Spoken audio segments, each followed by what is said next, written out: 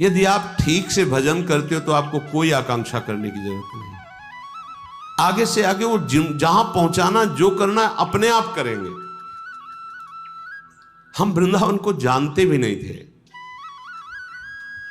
पहली बार स्मरण हुआ कैसा होगा वृंदावन, क्योंकि अपने लोगों की अंतर्दृष्टि रहती थी, एक एक हरकत पर नजर थी अंदर की, बाहर का तो मतलब ही नहीं था। भगवान की ऐसी असीम कृपा रही है कि यौवन अवस्था में कभी कहीं भरपेट भोजन मिला हो तो मिला हो, ना कोई गर्म कपड़े पहनना, ना जीवन में कभी पंखा चलाना। ये ऐसी दुनिया का प्रपंच तो बहुत दूरी बात है, कभी पंखा के नीचे सोए हो ऐसा अनुभव नहीं वृंदावन के सिवा। एकमात्र अंतर्दृष्टि, मेरी वृत्ति कहां है, बस इसी पर रहती थी। कहां है मेरी वृत्ति, बस हर तरह से इस मन को देखा है। जैसे लोग कहते हैं ना, मामू को मार्ग में पीएचडी किए, तो साधक, उपासक, साधु महात्मा केवल मन पर दृष्टि रखते हैं।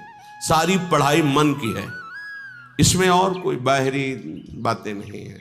इसमें परम सिद्धि का जो लाभ होता है वो केवल मन पर दृष्टि रखी जाती है। उसी को दृष्टि में रख करके सृष्टि से बचा के और भगवान के चिंतन में लगाना, बस एक लगन लगी हुई, कैसे ब्रह्म साक्षात्कार हो, कैसे वहां कोई ये गुंजाइश नहीं थी। भोग सामग्री, भोग वार्ता, भोग दृश्य, घाटों में कहां गुंजाइश। दोपहर की तपती धूप में पंडों की छतरी के नीचे, और रात्रि में वही घाटों में थोड़ी देर भिक्षुकों के बीच में बैठ जाना, जो मिला मिला नहीं थी।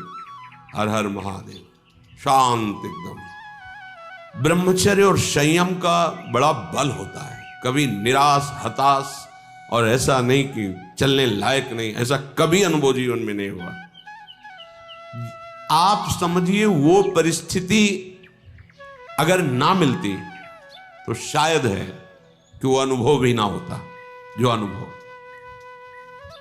एक जो निश्चिंतता, निर्भयता, एक ठसक, हर समय नवीन उत्साह, वो भगवान ने जैसी परिस्थिति चयन की थी उसी में राजी होने से हो गया। एक बार इतनी भूख से व्याकुल हुए तो दो संत आए काशी के, और ऐसा कहाँ रहते हो, घाटों में रहते हैं। भोजन जो महादेव जी दे देते, या घाटों में कौन देता है, अन्नपूर्णा। कभी सतुआ, इतना जैसे भिखारियों को लोग बांटते हैं, 2-4 किलो सतुआ लिया, 50 बैठे हैं, ऐसे से डाल दी, तो कमंडल का ढक्कन होता था ऐसे रखा, कोई 1 पीस बर्फी रख दी ऐसे, बोले आओ चलो आज तुम्हें भोजन पवाते हैं। तो देखो, मन की बात प्रभु ने सुन ली, लेकिन हंसी की बात, ले गए कमरे में बैठाला और 2 घंटे बाद आए। रात हो गई थी, शाम के बैठते थे जाके, और आए, बोले हमारे यहाँ तो प्याज लहसुन बनता है, आप खाते हैं? बोले ये तो नहीं।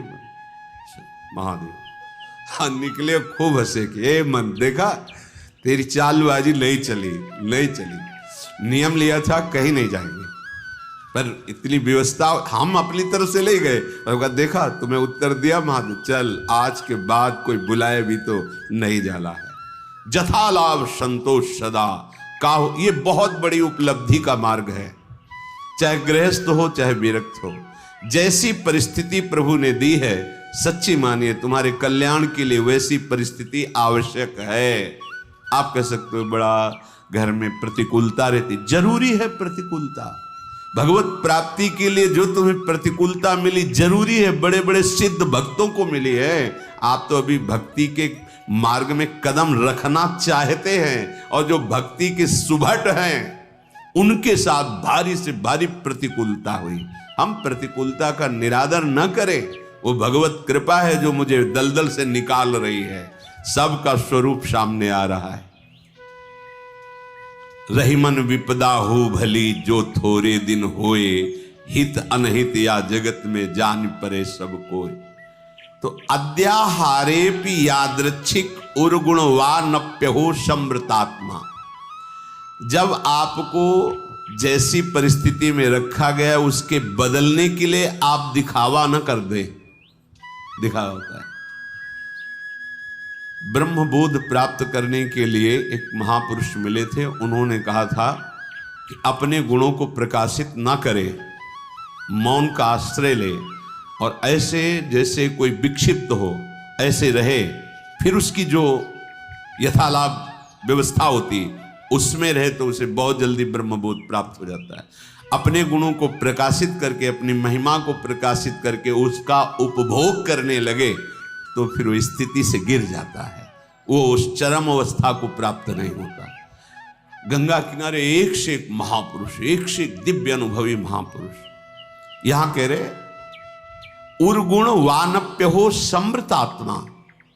आप अपने गुणों को प्रकाशित करके ऐसा कहीं उपभोग तो नहीं कर रहे, अपने सम्मान का गुण प्रदर्शित करके, चाही हुई वस्तुओं का, मानी हुई मान्यता का यदि उपभोग कर रहे हैं तो आप अपने मार्ग से गिर जाएंगे।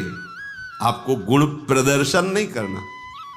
हम प्रभु के गुण गा रहे हैं, प्रभु का नाम कीर्तन कर रहे हैं, प्रभु की सेवा कर रहे हैं, प्रभु का जस गा रहे हैं। हजारों को लाभ मिले, लाखों को लाभ मिले, करोड़ों को मिले, सबका मंगल हो, कोई परेशानी। यहां कह रहे कि अपने गुणों का प्रदर्शन करके प्राप्त विषयों का सेवन उपभोग करना, विषय आए स्वीकृत नहीं हृदय में, जथा लाभ संतोष सदा।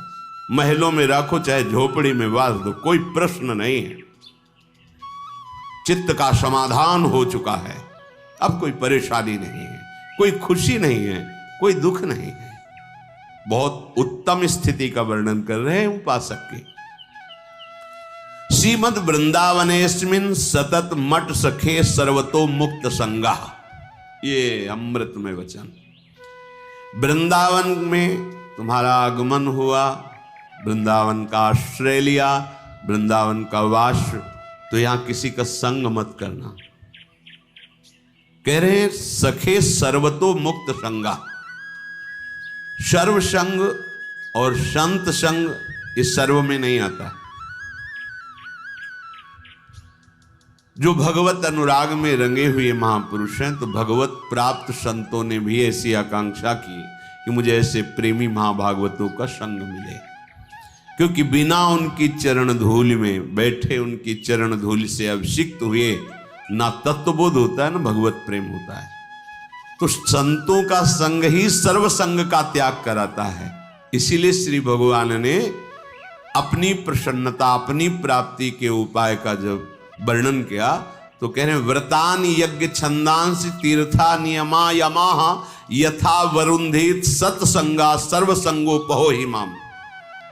बड़े बड़े व्रत, नियम और तीर्थ यात्रा, धर्म आदि, इन सब के द्वारा, शास्त्र स्वाध्याय आदि, देवताओं का यजन पूजन आदि, इनके द्वारा मेरी प्राप्ति उतनी संभव नहीं जितनी संत संग से।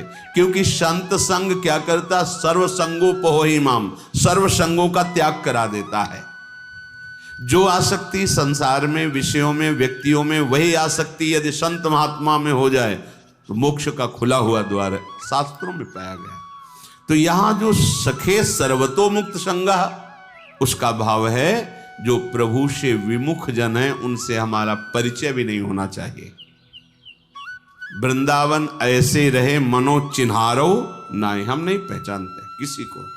नेत्र नीचे हैं, अपने मार्ग को देख रहे और अपने प्रिया प्रीतम का स्मरण कर रहे हैं। जो मिलता है मेरे प्रभु स्वरूप में आए हैं ऐसे भाव से।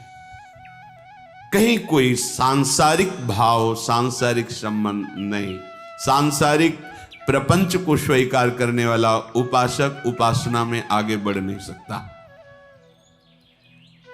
अपने गुणों को प्रयोग न करते हुए, जो हमारे अंदर भागवतिक गुण हैं, वो प्रभु की महिमा को, प्रभु के यश को गान करके जगत मंगल के लिए है।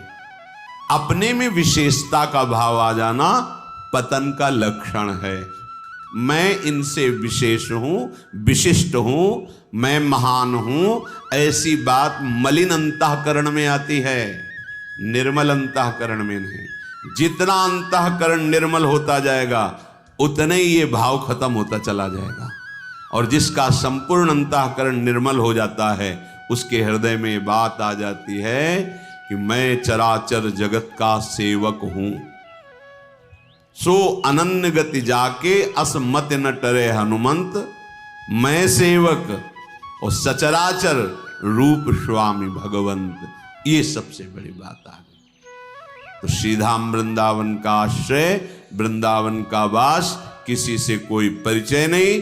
जैसी परिस्थिति में प्रिया प्रीतम रख रहे हैं वो हमारे योग्य है। हम अपने गुणों का प्रदर्शन करके किसी भी वासना की पूर्ति की चाह न रखें। हमारा एकमात्र उद्देश्य भगवत प्रसन्नता, दान पुण्य आदि करके सब कर मांगत एक फल रामचरण रति हो। सारी चेष्टाएं हो रही, इसका फल है मेरी प्रिया जो प्रसन्न हो जाए, मुस्कुराकर एक बार हमारी तरफ कृपा कटाक्ष कर दे।